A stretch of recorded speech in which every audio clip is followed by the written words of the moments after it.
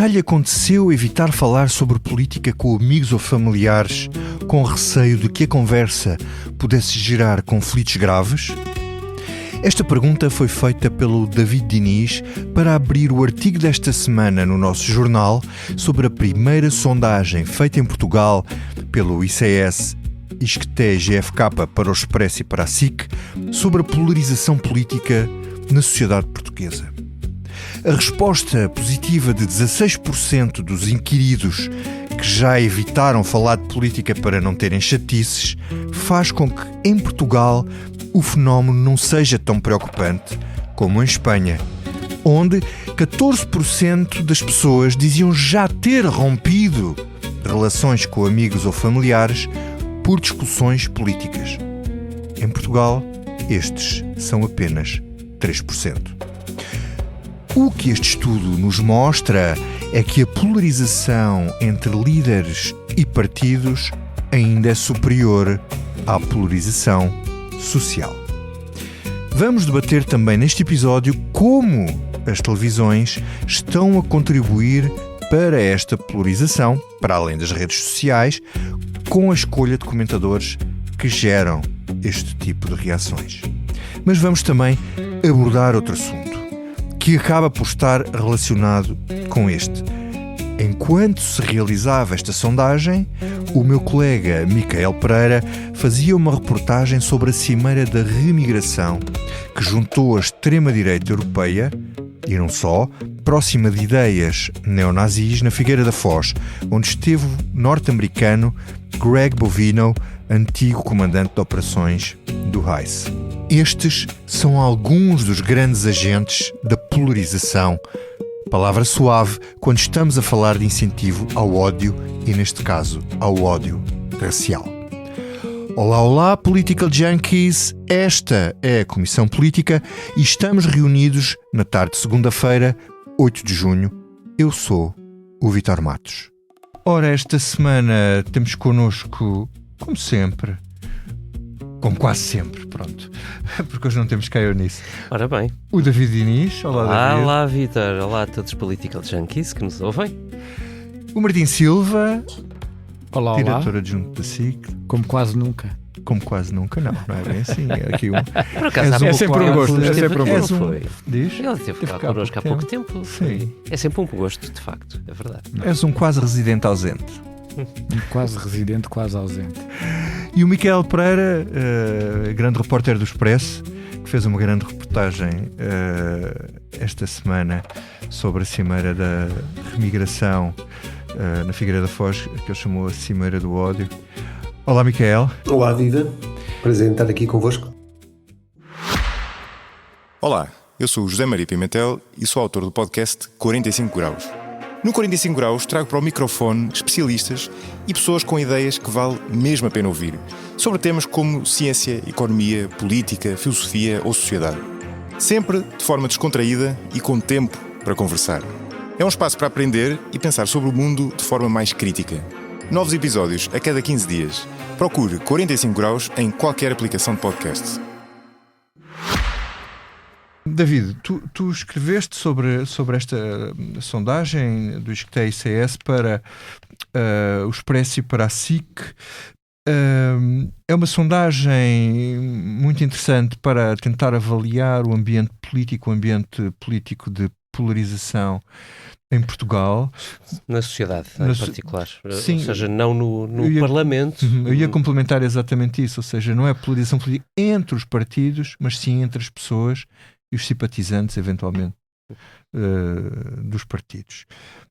E eu diria que as conclusões são, de alguma forma, surpreendentes, porque, apesar de haver polarização, aparentemente é menor da que existe entre os atores partidários. Tu podes-nos apresentar estes resultados em que tu e quem fez o estudo conclui que 1 em cada 4 portugueses detesta as pessoas com ideias políticas opostas às suas, mas isto ainda não se reflete propriamente de forma tão aguda como noutros países, nas relações familiares, nas relações de amizade e nisso tudo.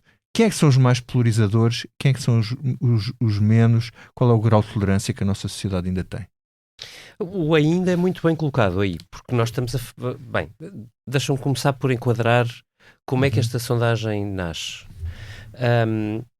O El País, aqui ao lado, no país vizinho, em dezembro passado, encomendou uma sondagem com este propósito. Ela era até mais desenvolvida do que esta que nós conseguimos fazer, no sentido que tinha muitos detalhes, com coisas como, com perguntas como, mas você já saiu de um grupo do WhatsApp porque não estava a gostar da conversa política, porque era mesmo muitíssimo detalhado. Mas tinha o título do El País, eu não consigo dizer o número de cor, mas até admito que tenha posto no texto que escrevi no Expresso. Exato. Dizia que 14% dos espanhóis já tinham rompido relações com amigos ou com familiares devido a discussões com política. E aquilo era muitíssimo alarmante. 14 é uma em cada 6 espanhóis. Portanto, não é um número tão pequenino como o número de 14% parece indicar. Um em cada 6 é muita gente. Nós tivemos aqui uma oportunidade de procurar respostas semelhantes, ou medir o número de respostas a perguntas semelhantes, e o caso em Portugal não é aparentemente tão complicado ainda como aquele que se vive aqui ao lado, aqui em Espanha. Há alguns sinais que não vou dizer que nos tranquilizam, eu já vou a esse ponto, mas que são, por comparação, bastante mais calmos.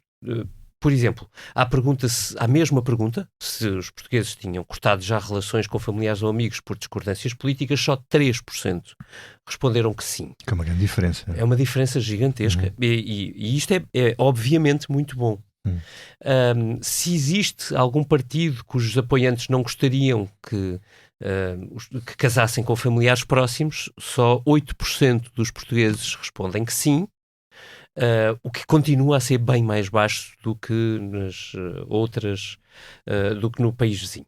E nos Estados Unidos também, aliás, já agora a sondagem do El País comparava com os Estados Unidos, dizendo os espanhóis, bem, isto é péssimo, mas na verdade é melhor do que nos Estados Unidos. E nós podemos dizer, ok, isto não é péssimo, é melhor do que em Espanha, mas dito isto, há alguns sinais já preocupantes.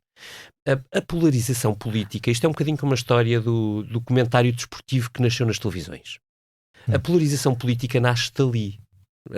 Dentro do ecossistema mediático, nasce de comentadores que estão a falar de bola e que cada um é do seu clube e permitem-se insultar-se mutuamente em direto nos estúdios.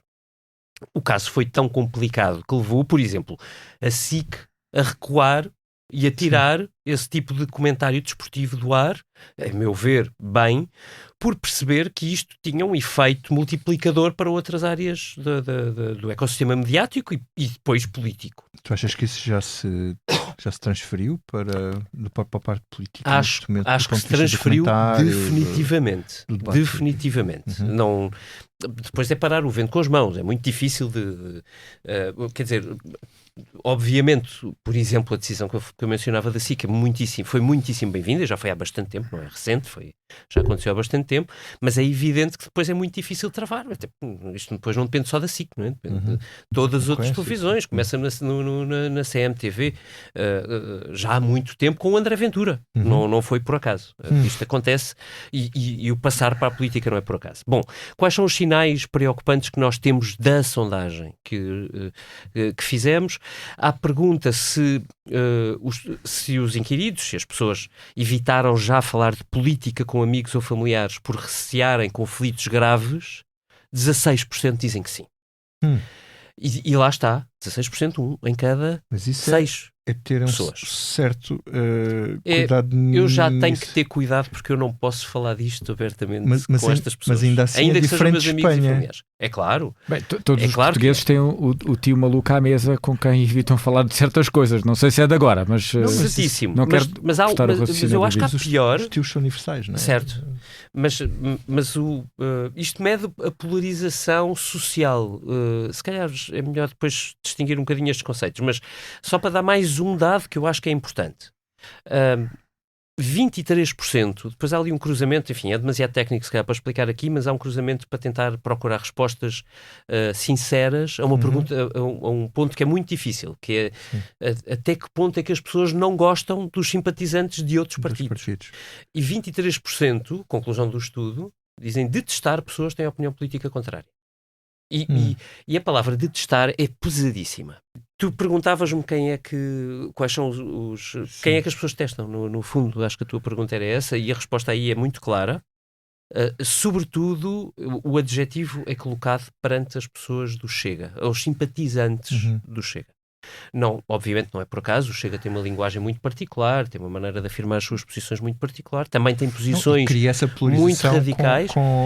Tenta criar essa polarização. Sim, é o seu modo de vida, não é? O seu modo de estar na política é esse, e é com isso que tem crescido. Aliás, há teóricos que dizem que mais do que ideológicos, os membros, os partidos da direita radical são atores radicais, ou seja, aquilo é um performing act.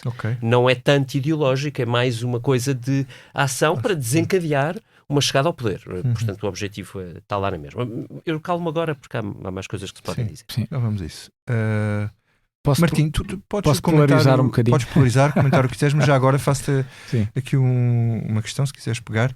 Se isto diz mais da situação política portuguesa ou do tipo de sociedade que é a portuguesa, por exemplo, que é relativamente diferente da espanhola, que, apesar disto nós não sermos um país de grandes costumes, como se fez para aí crer, enfim, o nosso século XX é assim um bocadinho menos trágico que o espanhol. Sim, repara, eu não tenho propriamente respostas definitivas para dar sobre o tema. Saúde que o Expresso tenha, que acho que é um tema que é bom para a reflexão e é bom ser trazido à praça pública, independentemente das conclusões que possamos tirar.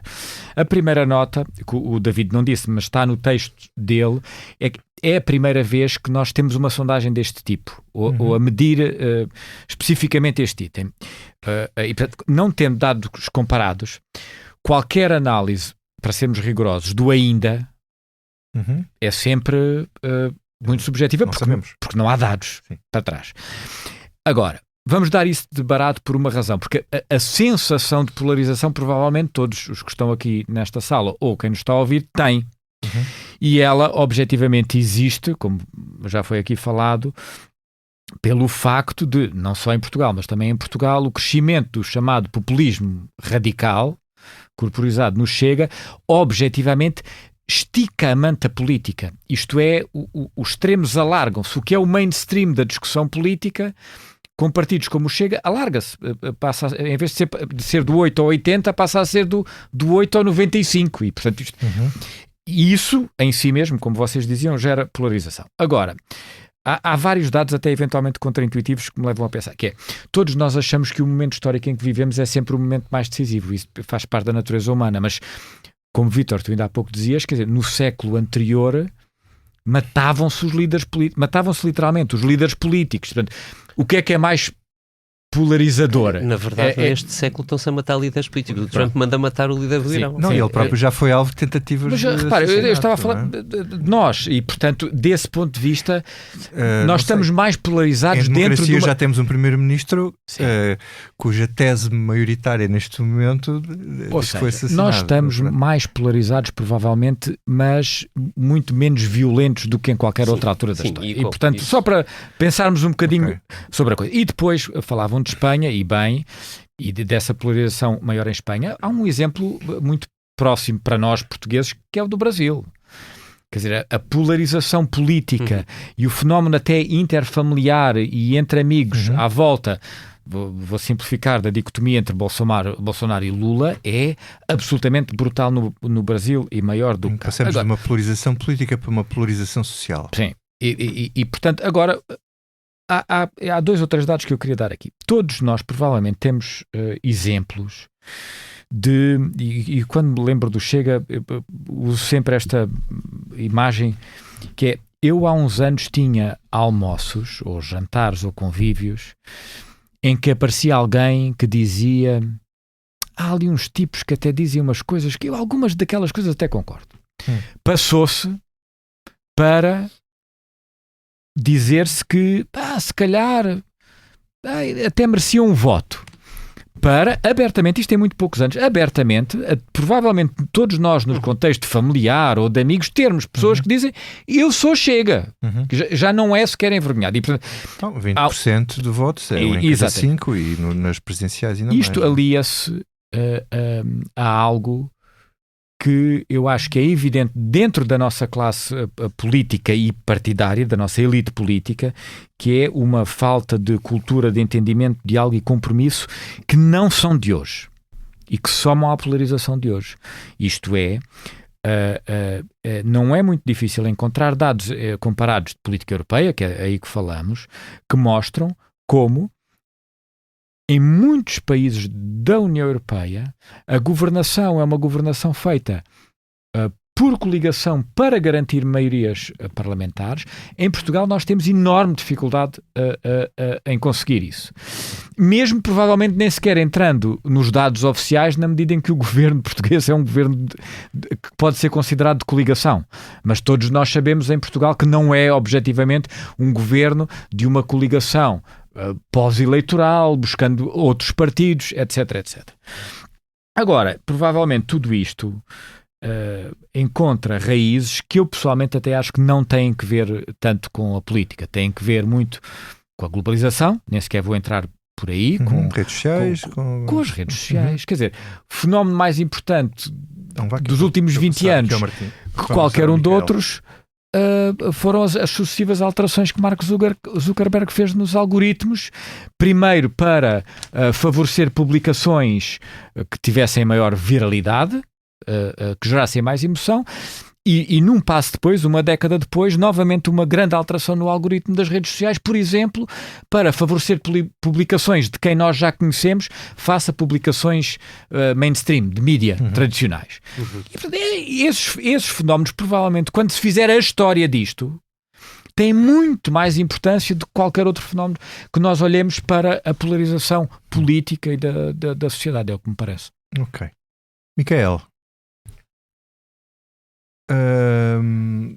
tu foste lá fazer a reportagem a Figueira da Foz, uma cimeira que junta mais do que partidos de direita radical, junta, digamos assim, propagandeadores de ideias que são mais de extrema-direita e neonazis do que da direita radical. Em Portugal, o líder deste movimento supremacista branco é Afonso Gonçalves. Eu perguntava-te, para tu nos dares um quadro do que tu lá viste e encontraste, e porque eu devo chamar este tema para cruzar com aquilo que estamos a falar. Porque estes movimentos, e o português também, vivem de criar polarização e de receber os efeitos dessa polarização e desse incentivo às emoções negativas e ao ódio. Conta-nos lá o que é que tu assististe in loco. Sim. Pronto, eu estava a ouvi-los com muita atenção e estas coisas estão todas relacionadas e há pano para mangas aqui em relação ao que a gente pode dizer do ponto de vista do contexto. Enfim, houve uma cimeira realmente, não neste fim de semana, no fim de semana anterior em Portugal, a segunda cimeira europeia organizada por um movimento de escala europeia bastante extremista, portanto, de supremacistas brancos que defendem, na verdade, a deportação em massa de imigrantes ilegais, legais e naturalizados. É uma ideia que estes promotores têm defendido, e há toda uma estratégia que se desenvolve com vários pontos-chave, através de vários pontos-chave. Um dos pontos-chave é tentarem cooptar os partidos de extrema-direita que já estão presentes nos parlamentos, não é? Incluindo em Portugal o Chega, embora o Chega não tenha estado presente, foi convidado, mas estiveram presentes partidos com representação parlamentar e que são considerados de extrema-direita. Eu acho interessante, também dava outra discussão, essa distinção que tu fizeste entre direita radical e extrema-direita, porque é toda uma discussão muito interessante, também ela. do ponto de vista do que é que como é que a gente classifica estes partidos. Estava a usar a classificação do caso Muda. Para dizer que pronto, um dos pontos-chave da estratégia é cooptar estes partidos já com representação parlamentar e estiveram presentes o Vox esteve, nessa cimeira, a partidos como o Vox na Espanha e a AfD na Alemanha.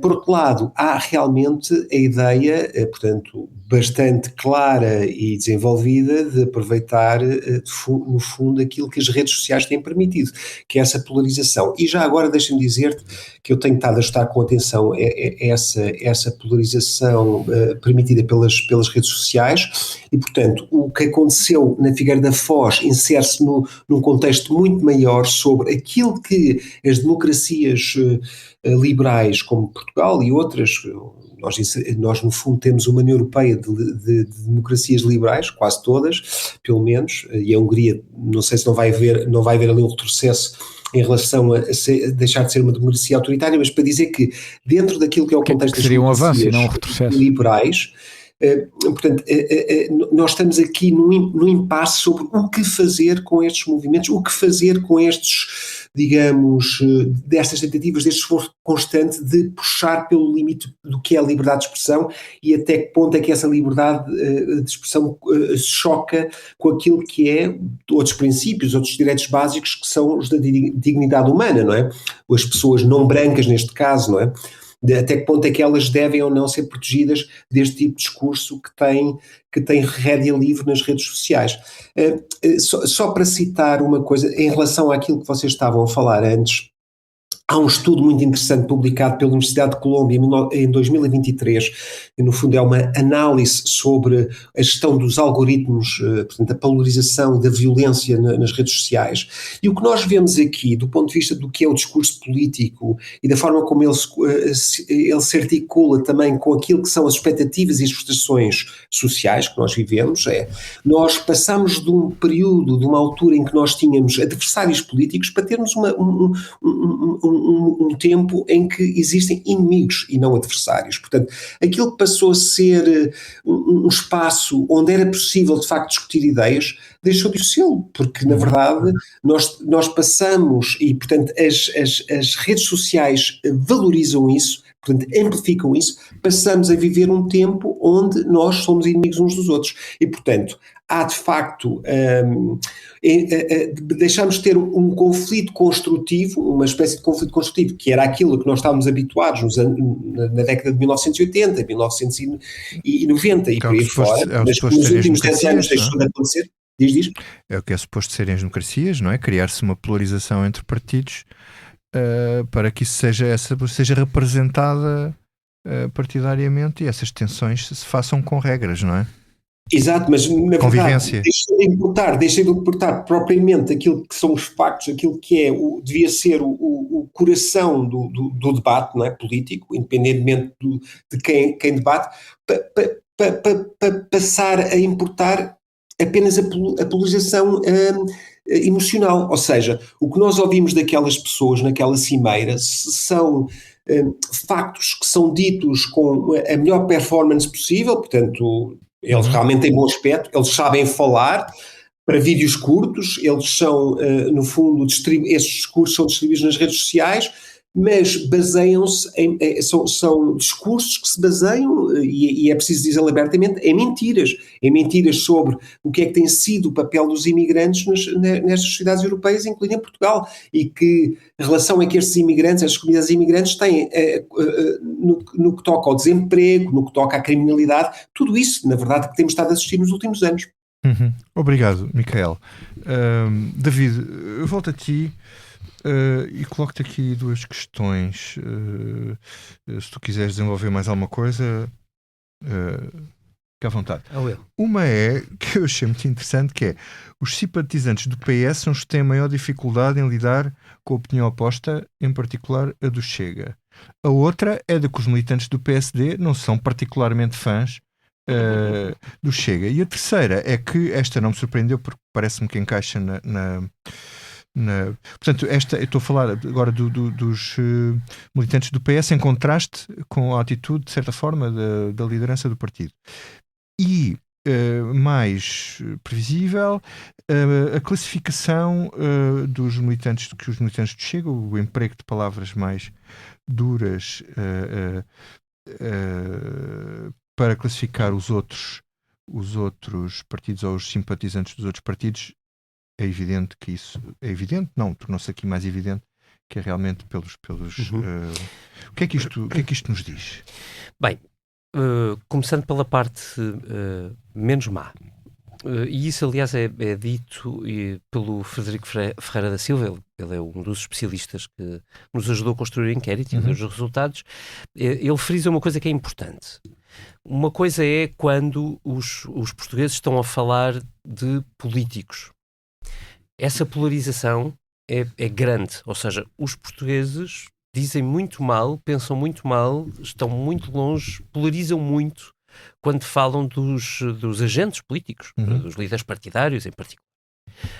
É diferente quando falam dos simpatizantes desses partidos.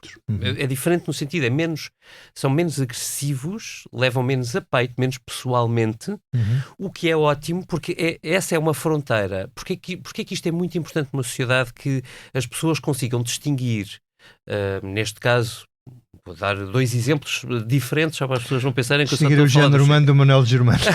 Isso, é um bocadinho isso, olha, assim não preciso dar exemplos nenhums, exatamente. Porque o Manuel Germano, na verdade, usando a tua boa metáfora, o Manuel Germano não corporiza tudo o que o género humano tem. Portanto, o que é que isto permite? Que a sociedade em si respire. Tu dizias, e bem, a democracia serve para meter na mesma arena as pessoas pensam e representam ideias políticas completamente diferentes, com regras de maneira que elas não se matem umas às outras. Que era o que acontecia no século XIX, como dizia bem o Martinho no início da nossa conversa. 19, 18, 17 e por aí fora. Não é? A democracia é uma construção muito recente, é bom lembrar-nos disso. Enquanto nós conseguirmos manter a polarização política afastada da polarização social, ou se quiseres, a polarização social mais baixa do que a política, significa que nós, cá em baixo, conseguimos gerir as tensões sociais com uma leveza ou com uma capacidade, às vezes não falando, evitando falar de, mas que é bem mais saudável do que aquilo que está a acontecer em cima. Em cima, há cada vez menos capacidade de chegar a consensos, de fazer um diálogo, sem que comecem os insultos. E até por medição de custos políticos. Claro, tudo se mistura. Mas em baixo ainda é possível distinguir o simpatizante de um partido com o líder do partido e o próprio partido. Pronto. Isso é ótimo e ajuda-nos, mas para ir ao local onde tu estás, quer dizer, as pessoas não são imunes àquilo que vão vendo. Não há uma evolução muito preocupante, não há, só para dizer uma coisa para acrescentar um pequeno ponto ao que disse o Martim e ao que eu próprio escrevo no texto. Esta é a primeira sondagem sobre isto em Portugal, mas há um estudo académico feito, aliás, pelo Frederico Ferreira da Silva, precisamente, que salvo erro em 2022, e que eu por acaso me lembrei porque citava no meu livro, e que ele próprio conclui, bom, isto não está tão pior como eu cheguei, como eu pensei. Agora, acontecem coisas na sociedade à medida que a política está muito polarizada, não é? E o que é que acontece? Acontece sem grande surpresa. Que o eleitorado mais à esquerda sinta mais coisas muito desagradáveis, digamos assim, sobre os simpatizantes do Chega, do que as pessoas mais à direita, ou seja, os adjetivos que os simpatizantes do PS usam para descrever. Tu achas que isso é uma reação ao tipo de discurso que estão ainda mais afastados? Acho que é só uma consequência natural. Estão tão afastados do ponto de vista de valores, de princípios, sobre coisas que são fundamentais no dia-a-dia, na civilização, na maneira de estar, no seu mundo, que reagem de maneira mais quente, mais fervorosa face às pessoas que estão do outro lado. E repara, porque é que são os do PS? Porque nós temos dados, aqui conseguimos analisar 3 grandes grupos, o resto tem amostras muito pouco significativas. Conseguimos analisar o grupo do Chega, dos simpatizantes do Chega, do PSD e do PS. E é natural que nestes 3 grupos os do PS apareçam com números mais altos do que a média da sondagem diz. O que era talvez menos fácil de medir nesta altura, politicamente falando, agora indo para o campo mesmo político, é que os apoiantes ou simpatizantes do PSD olhassem para o Chega, já não para os simpatizantes do Chega, quer para os apoiantes, quer para André Ventura, portanto, as 2 componentes estão aqui metidas, com olhos tão negativos quanto, olha, exemplo, simpatizantes do PSD, uma vez mais, obviamente muito elogiosos com os simpatizantes, com seus congêneres, digamos assim, não é? De filiação partidária, mesmo que leve, mas depois disso olhamos para a lista e eles avaliam os simpatizantes do Chega com uma negativa baixíssima. Não é só uma negativa, é um 2,8 numa escala que vai até 10. E isto compara com o quê? A avaliação que os simpatizantes do PSD fazem dos simpatizantes do PS é de 4,5. Muitos pontos acima dos do Chega. Porque é que isto é determinante na política de hoje? E porque é que eu próprio não sabia o que esperar? Porque Luís Montenegro põe os 2 partidos no exatamente no equivalente da balança. E os militantes não. E isso para Luís Montenegro é de alguma forma um risco. Não corporizar na sua linguagem, no seu discurso político, na sua prática política, aquilo que os seus mais próximos, aqueles que lhe entregaram 2 vitórias eleitorais em legislativas, dizem, sentem, sentem e dizem afirmativamente. Tu achas que isto torna o Pedro Passos Coelho ainda mais distante da base do PSD, ou que há outras razões que a razão desconhece? Provavelmente, sim.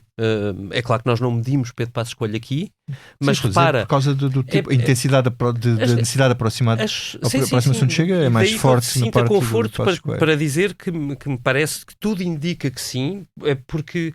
Há uma lógica nas respostas dos simpatizantes do PSD e essa lógica é quem é que eles tratam melhor, ou seja, quem é que eles veem com melhores olhos, simpatizantes de quem? E líderes partidários, isto reflete tal e qual a avaliação que eles fazem dos líderes partidários, que não está no que eu pus no papel, mas é igual. Privilegiam ou têm mais simpatia por militantes da Iniciativa Liberal, até mais do que do próprio CDS, que está dentro da coligação, depois do Partido Socialista, depois disso do PAN, do JPP, do LIVRE, até do Bloco de Esquerda e da CDU, e só depois o Chega. Isto é mesmo uma rejeição. Não é um acaso, não é uma coisa estatisticamente pouco significativa, não é nada disso. Eu vou pegar no estatisticamente significativo para dizer, eles olham com tão maus olhos para os simpatizantes do Chega como para os simpatizantes da CDU ou do Bloco. O que é incrivelmente significativo, porque era impensável nós imaginarmos um governo do PSD a governar com os votos e apoio do PCP e do Bloco. Era impensável. E, portanto, à partida, para os simpatizantes do PSD, é igualmente impensável a mesma coisa com o Chega. Ora bem, aqui temos uma sondagem que vai baralhar tudo o que se passa entre São Bento e a São Caetano na Lapa, mas... Sim, Martim, eu só queria dizer... com esta nota, eu vou passar a palavra, tu dizes o que tu entenderes, mas eu gostava de fazer uma provocação. Como tu abandonaste o jornal de maneira que abandonaste... Meu caro, eu não respondo a provocação. Eu não respondo a... Olha, não respondo a provocação. Para a televisão. Tu diz-me uma coisa. As televisões, ou as sobretudo as televisões cabo, vivem e tentam alimentar essa polarização política para ganharem tração. Tal como as redes sociais. Há esse fenómeno também, ou não? Como, para pegar um bocado no que o David estava a dizer há pouco. Acho francamente que isso existe, mas acho que colocar isso como ónus das televisões na necessidade de captação de audiências, ou melhor, nós vivemos todos hoje numa coisa que se chama o negócio de captar a atenção. E o negócio de captar a atenção serve para as televisões como serve para os jornais. Admito que seja mais imediato, mais visível e mais intenso, mas não acho, francamente, que nos sites noticiosos, que nos jornais como o Expresso faça a sua concorrência ou nas televisões, seja diferente na sua gênese. Francamente não acho, mas percebo o que tu dizes e acho que, sobretudo, a aceleração do tempo mediático muitas vezes não joga com a lógica da necessidade de moderação, de reflexão, de ponderação. Admito isso. Agora, eu também acho o seguinte, que é o problema da moderação face ao radicalismo, face à polarização, é que se tu perguntares a qualquer pessoa, ninguém acha que é radical ou que está polarizado. Isto é, cada um de nós acha sempre que nós é que somos os moderados. Sim. Isto é, eu nem sequer vou usar o exemplo português, mas deixa-me só dizer isto que é 10 segundos. Também nunca dizem que cometeram um crime. Eu nem vou usar o exemplo português para não ser tão evidente, mas pois é, quantos de nós é que olharam para o fenómeno de Trump, o surgimento, portanto, há uma década, a ascensão do fenómeno Trump, a vitória do fenómeno Trump, e a resposta primitiva, inicial, são os radicais, são os incultos, são os imoderados, e nós estamos aqui do lado bom.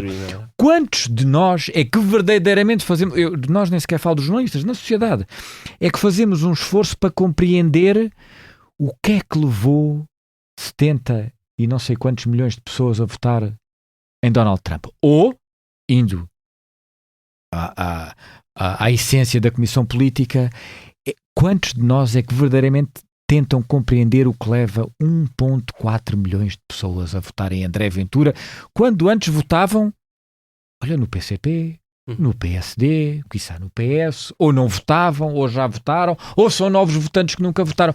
E, portanto, eu acho que verdadeiramente o problema da polarização e do fenómeno da incompreensão do outro e do ficar em trincheiras é que não só existe, mas é que nenhum de nós acha que está numa trincheira, nós achamos é que os outros estão. E acho verdadeiramente que uma das dificuldades é essa, mas porque já é automática, porque nós vemos e lemos aquilo que nos chega e que os algoritmos dizem que é aquilo que nós queremos receber. E repara, na reportagem que o Micael fez, eu separo evidentemente quem faz discursos de incitamento ao ódio ou de racismo, que são matérias que vão para além do que a lei permite.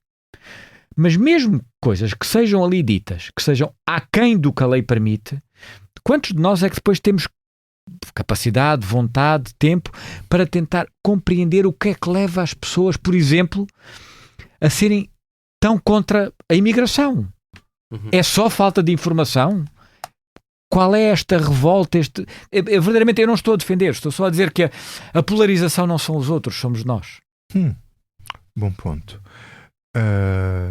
Micael. Eu não, eu estou a falar de vocês, como facilmente percebem. Micael, a polarização somos nós ou são os outros? A polarização através dos outros? Imagino que foi isso que tu vivenciaste lá na Eu acho que Cimeira. Sim, eu tendo a concordar com o Martim. Sim, acho que somos nós, mas também são os outros. Os outros talvez sejam apenas um instrumento para talvez para justificar uma série de coisas, não é? Enfim, nós sabemos, por exemplo, que quando um regime, normalmente isso é assim nos regimes mais autoritários, está em crise, inventa-se uma guerra, não é? Às vezes as guerras são justificadas para acalmar situações internas. Em relação às retóricas que são criadas à volta do outro, não é? Nós também sabemos que elas são mais bem-sucedidas quando há razões profundas para elas prosperarem. Normalmente tem a ver com crises mais ou menos aprofundadas ou profundas nas sociedades em que nós vivemos, e nós vivemos numa altura muito difícil, que não deixa de ser contraditório, porque vivemos melhor do que no tempo dos nossos pais e dos nossos avós, não? Mas vivemos com grandes níveis de ansiedade e de frustração sobre o futuro dos nossos filhos, e portanto reside naturalmente aí parte da motivação para estarmos mais atentos e mais receptivos a estas histórias sobre como diabolizar o outro, não é? A culpa é do outro e não é nossa, não é? Eu diria que, e portanto, tem havido realmente muitos trabalhos, até do ponto de vista académico, sobre o que é que isto significa. Há, no meu entendimento, uma parte que tem a ver com algo que está lá, que nunca saiu de lá, por exemplo, um racismo latente. Ele existe, nós podemos, é um tema tabu, mas ele existe e é profundo, e portanto existe até há uma teoria sobre isto, não é? A teoria da normalização, não é? Do estigma. O estigma social tem vindo a desaparecer. A vergonha, deixou de se ter vergonha, como escrevia aquele Vicente Valentim. Exato, o Vicente Valentim, que tem uma tese sobre isso. Portanto, a ideia de que há uma erosão do estigma social, portanto, há ideias que estavam lá, crenças que estavam lá, e nós podemos reconhecer isso, por exemplo, na geração dos nossos pais e dos nossos avós, muitos deles que tiveram, por exemplo, nas colónias, viveram nas colónias, não é? E tinham uma relação com os não brancos, não é? E que calaram essas crenças, não é? E, portanto, sentem-se mais livres hoje do que sentiam-se nos anos 70, nos anos 80, nos anos 90, porque há uma erosão desse estigma social, por um lado. Por outro lado, existe também, à custa de um novo espaço público que é mediatizado, sim, mas através dos algoritmos e não através daquilo que era o papel tradicional do jornalismo, onde o Expresso se insere, não é? E a SIC. Portanto, existe, no fundo, o aproveitamento dessa lógica algorítmica para facilitar um discurso, na verdade, populista, que é anti-elites, elites no sentido anti-instituições, não é? Anti-instituições. Inclusive, o Estado de Direito, não é? O jornalismo, não há dúvida, nós estamos sempre a ser atacados por esses grupos extremistas, nós, quer dizer, enquanto jornalistas, não é? Os jornais, as televisões, aquilo que tem sido o nosso papel tradicional, mas lembro, por exemplo, as palavras que nessa cimeira que nós cobrimos na Figueira da Foz, uma das referências deste movimento da remigração, que é um francês chamado Le Gallo, disse sobre aquilo que ele considera ser o Estado de Direito. Ele diz que o Estado de Direito não é mais do que uma ditadura judicial. Não é? Portanto, quando na verdade nós sabemos que o Estado de Direito representa uma linha de defesa para aquilo que são os valores básicos das democracias liberais. E esses valores básicos passam, na verdade, por defender os direitos fundamentais dos indivíduos, não é? E incluindo os direitos às minorias, que é onde nós nos encontramos neste momento, essa guerra cultural de que aquilo que era importante, tem sido importante nas últimas décadas e sobretudo no pós-guerra, na Europa do pós-guerra, deixou de fazer sentido para uma margem cada vez maior da população. Miquel, e tu consegues perceber porque é que o Chega não foi? Porque a certa altura o André Ventura tinha um post nas redes sociais com um bilhete de TAP, defendia um chapéu vestido de piloto da TAP e a defender a remigração com o símbolo dos aviões e não sei o quê. Tu achas que é por uma questão de, digamos assim, de utilidade política, instrumental, digamos assim, ou eles não se quiseram estigmatizar nesta fase política, uma vez que o Vox, que é bastante parceiro muito próximo do Chega, foi? Aliás, que foi assinalado em Espanha como uma manchete do El País, essa vinda do Vox aqui a Portugal. E já agora se pode explicar porque é que isto é em Portugal? Quer dizer, qual é a importância deste rapaz, deste Afonso Gonçalves, para que isto seja em Portugal, na segunda edição, com o Greg Bovino, lá o americano, cantador lá que era dirigente lá do ICE. Sim. Em relação à não ida do Chega e, portanto, a decisão, no fundo, do André Ventura do partido não estar presente, acho que o André Ventura é um político muito inteligente, acho que é uma questão de calculismo, acho que houve um episódio anterior, em novembro, num congresso organizado por este Reconquista, em que apareceu Pedro Frazão numa mensagem de vídeo onde que gerou alguma polémica, porque na verdade Pedro Frazão nesse vídeo, que foi assim refundido, o Expresso obteve de forma assim um pouco clandestina, digamos assim, o Pedro Frazão assumiu nesse vídeo um apoio que parecia, pelo seu discurso, institucional do Chega às ideias que estavam a ser ali defendidas, que depois esse apoio no fundo foi retirado ou desmentido pelo próprio André Ventura nos dias a seguir, e portanto eu diria que isso é já um sinal claro, portanto esse episódio em novembro, de que talvez esta decisão agora do André Ventura é puramente calculista, talvez ele entenda, e acredito que seja isso, que o eleitorado do Chega, ou o potencial novo eleitorado do Chega, que ele possa estar a namorar noutros partidos, não esteja preparado para um radicalismo tão grande como este. Em relação a este jovem, Afonso Gonçalves, porquê uma cimeira em Portugal?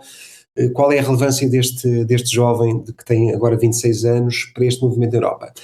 Na verdade, este rapaz tem sido, para já, ele está 200% dedicado a isto, ou seja, ele não faz mais nada na vida, ele na verdade não trabalha, portanto ele criou este grupo em Portugal em 2023 e, portanto, está dedicado com todas as suas energias a fazer o melhor que pode e, na verdade, tem-se revelado talentoso, não sei se para o melhor ou para o pior, na utilização das redes sociais a seu favor. Ele começou-se a tornar popular com vídeos que começou a fazer em que circulava no Bem Formoso, na Rua do Bem Formoso em Lisboa, em que interagia com os imigrantes, sempre com um tipo de entrevista, um discurso armadilhado, não é? Fazer levar os imigrantes a dizer coisas que se calhar não tinham consciência bem do que é que estavam ali a dizer ou fazer, e portanto ele tem sido, desse ponto de vista, muito eficaz e muito habilidoso, e portanto isso tem sido reconhecido pelos seus pares nos outros países europeus e sobretudo entre aqueles que são os líderes do movimento. E portanto são todos muito jovens de qualquer forma, não é? Há o Martin Sellner, que é um jovem austríaco, portanto são todos muito jovens e portanto ele inseriu-se bem dentro deste grupo. Posso acrescentar um ponto, claro. Só para polarizar um bocadinho também com o Micael. É evidente que o Micael diz, é difícil não concordar com ele, porque quem tem um discurso errado é quem tem um discurso errado e que deve ser criticado, seja ele além ou há quem a lei. Mas há um ponto que eu acho que tem que ser dito, que é a resistência ao diferente é algo de profundamente humano. E não é só dos radicais, é de todos nós. E, portanto, quando nós, em muito poucos anos, por exemplo, em Portugal, e aliás a primeira pessoa que eu ouvia dizer isto era António Vitorino, insuspeito de ser de direita ou sequer radical. Passámos em Portugal de qualquer coisa como 400 mil imigrantes legalizados para 1,5 milhão. O que isso quer dizer, independentemente dos benefícios para a economia e tudo mais, o que isso quer dizer em muitas comunidades é que há muitas pessoas que deixem o seu prédio, a sua casa, saem à rua e se falarem em português já não são compreendidas. Isto gera, obviamente, as pessoas não têm que ser racistas e não quer dizer que sejam, mas isto gera objetivamente dificuldades, quanto mais não seja de integração, de comunicação, de interação, de compreensão.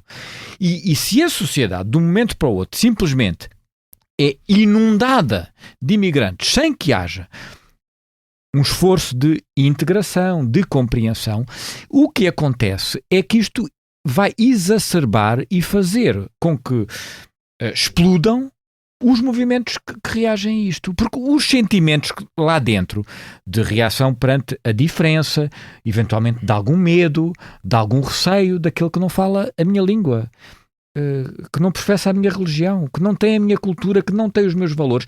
Isso gera logo um handicap. É um handicap. Eu não consigo comunicar com aquela pessoa. E ou a sociedade se preocupa verdadeiramente, do ponto de vista político, em integrar, ou, como eu acho que durante muitos anos não nos preocupámos a sério em fazer isto, eu não digo que o culpado não é quem faça o discurso radical. O que eu estou a dizer é que esse discurso foi potenciado por algum laissez-faire. Sim, para não usar essa expressão. Mas deixa-me só dizer isso em relação ao Martim. Repara, eu acho que em relação a isso, claro que há aqui pontos delicados, não é? Que são muito sensíveis porque são um pouco tabus. Eu recordo a Hannah Arendt, no seu livro A Origem do Totalitarismo, ela fala até abertamente disto, não é? Quando foi a situação, porque nós podemos estar a caminhar nessa direção, quando foi construída toda a narrativa contra os judeus durante os anos 20 e 30 na Alemanha, mas não era só na Alemanha, na Áustria e noutros países, isso existia também na França, por exemplo. Há uma parte que a própria Hannah Arendt, que é judia, há uma parte que a Hannah Arendt em que ela responsabiliza as próprias comunidades judaicas, não é? Porquê? Porque os judeus, durante séculos, muitos séculos que estavam na Europa, tiveram uma necessidade de autopreservação e, portanto, eles próprios foram responsáveis pela sua não integração, ou seja, há uma questão de sobrevivência e há aqui uma questão que gera alguma tensão, que é haver, por exemplo, porque esses são os alvos preferenciais atualmente da extrema-direita, há uma tensão, sobretudo com as comunidades muçulmanas, isso parece claro nos últimos anos. E, portanto, há este equilíbrio entre a necessidade de preservar a sua própria cultura na forma como estão na Europa e a forma como dialogam com as comunidades que os acolham. Isso, de facto, é um problema que tem que ser resolvido e tem que ser falado abertamente, sem tabus. Eu estou totalmente de acordo com isso.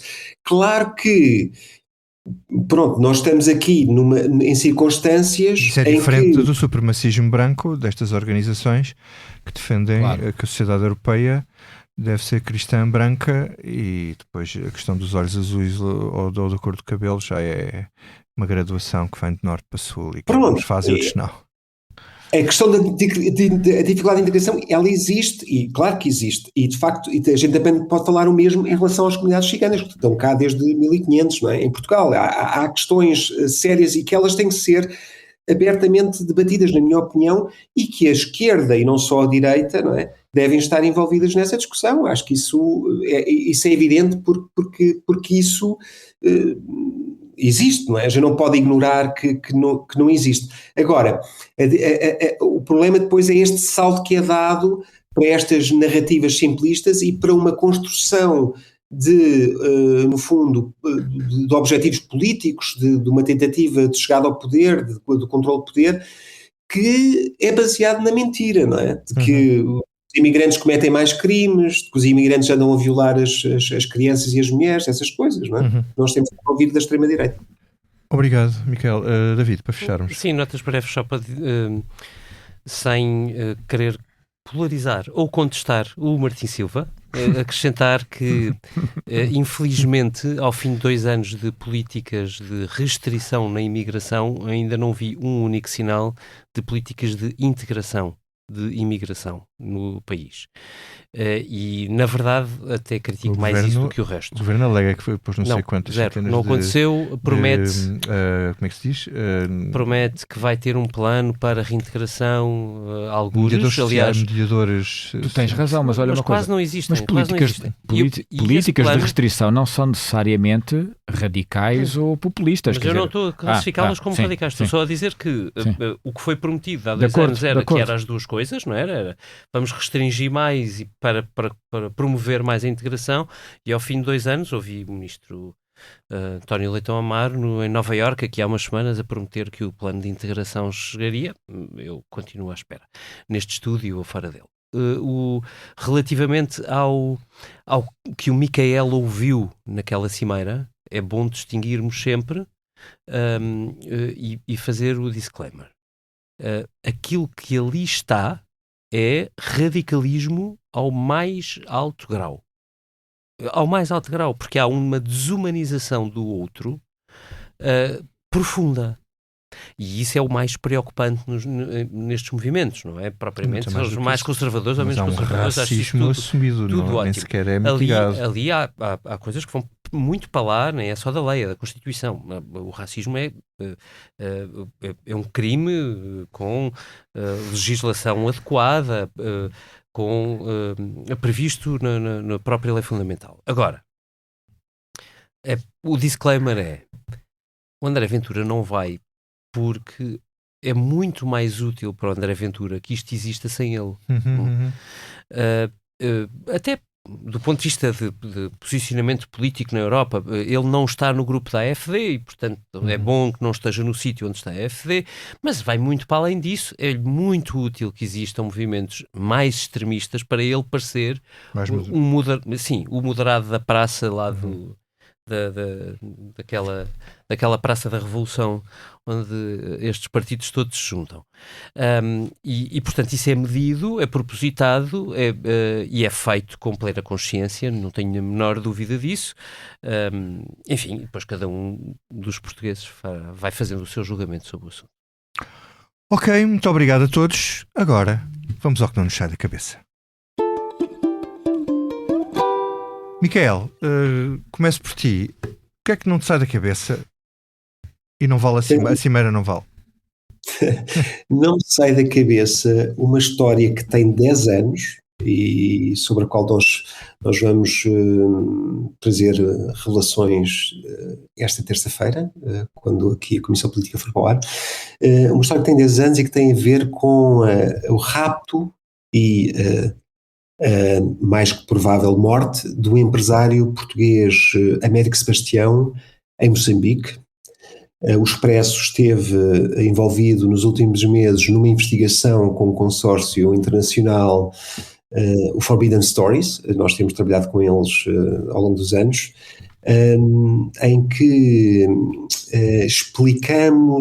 trazemos aqui novos dados sobre o envolvimento, portanto, sobre a relação deste caso com o Estado moçambicano, portanto, com as forças de segurança moçambicanas e, portanto, que podem eventualmente trazer alguma tensão ou embaraço diplomático entre Moçambique e Portugal. E isto não me tem sido da cabeça dos últimos dias, porque eu também confesso que tenho estado a trabalhar nisto de forma intensiva e, portanto, espero que tenham a oportunidade de ler esta investigação. E certamente não vai sair da cabeça de quem a ler durante os próximos dias. Martim Silva, que não te sai dessa cabeça? Olha, eu aproveitei uns dias de descanso de fim de semana alargado para ler... Tcharam, isto agora rufam os tambores, aquele que nós estamos em junho, portanto ainda falta meio ano. Vais dizer que é o livro do ano, claro. Eu estou absolutamente convicto que se não li o melhor livro que vou ler ao longo deste ano todo, dificilmente lerei um que seja comparável. E aliás, lanço mesmo o desafio, eu acho que quem o ler provavelmente tem a melhor leitura do ano. O livro chama-se A Península das Casas Vazias. Okay. Foi um estrondo em Espanha. Sobre a Guerra Espanhola. David Uclés é um miúdo de 30 anos que decidiu, perante as histórias do seu avô, recontar a história da família. Deixa-me só dizer aqui esta coisa. Um miúdo de 30 anos, tu não dirias isso sobre Jesus Cristo. Anda aí um Jesus Cristo a dizer umas coisas. É um miúdo de 30 anos. Sim.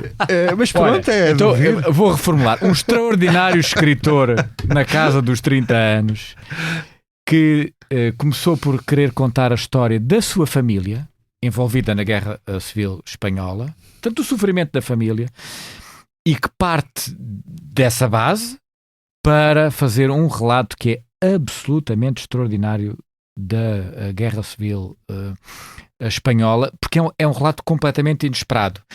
O livro eu não sou crítico literário, não tenho pretensão a ser, mas naquela onda. Mas és um grande leitor. É naquela onda do realismo mágico.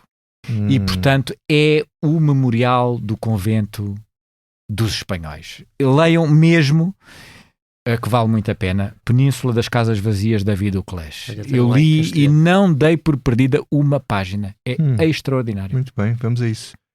David Diniz. Bem, isto não se compara com o David Uclés, claro, mas eu venho recomendar um texto... Que é o do outro miúdo de 30 anos, não? Não era. De um já sénior, podemos dizer assim, no Financial Times, é o texto do Simon Cooper sobre o Mundial de Futebol.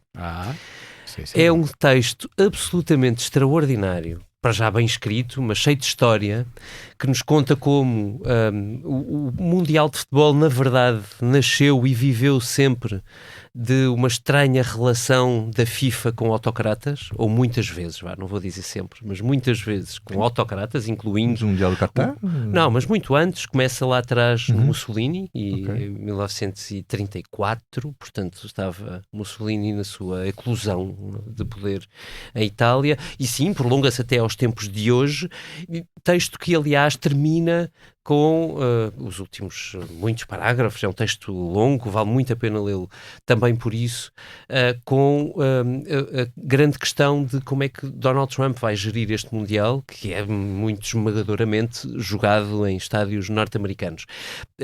O texto passa por coisas tão variadas como o preço dos bilhetes, como o preço muito, muito alto dos bilhetes. Escandaloso. Como o Donald Trump irá usar o ICE no controle de fronteiras e também no policiamento das zonas de estádio para tentar deter pessoas que queira deportar para outros países, tantas vezes sabemos, sem irem sequer a um juiz. Passa também pelo facto de o próprio Donald Trump poder ser alvo, porque uma coisa é a estrutura da organização do Mundial, outra é nos estádios, onde as pessoas são livres. E quase todos os jogos do Mundial são jogados em estádios azuis, ou seja, democratas, e isso pode ser um desafio para o próprio. Que engraçado. É muito... O texto é extraordinário, mas e depois acaba tudo isto, uma reflexão absolutamente histórica, vai dizer que só conta coisas sobre a FIFA, a fazer um elogio extraordinário ao futebol.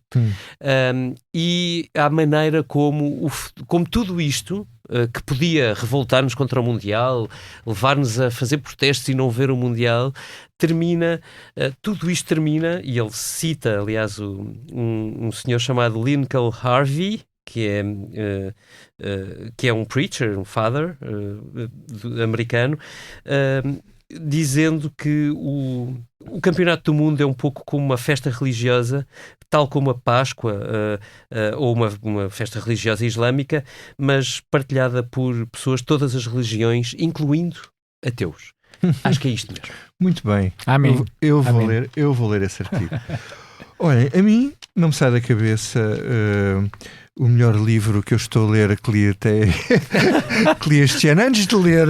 Já te tirei os adjetivos. Provavelmente antes de ler esse, que não é deste ano, que é A Anomalia, do Hervé Letellier. Isso é bom. Eu estou farto de ver isso na Feira do Livro. Isto é um prémio Goncourt, ganha um prémio Goncourt, sim. E é um page-turner. E eu... Mas é bizarro. É bizarro o livro. Tu já leste? Sim.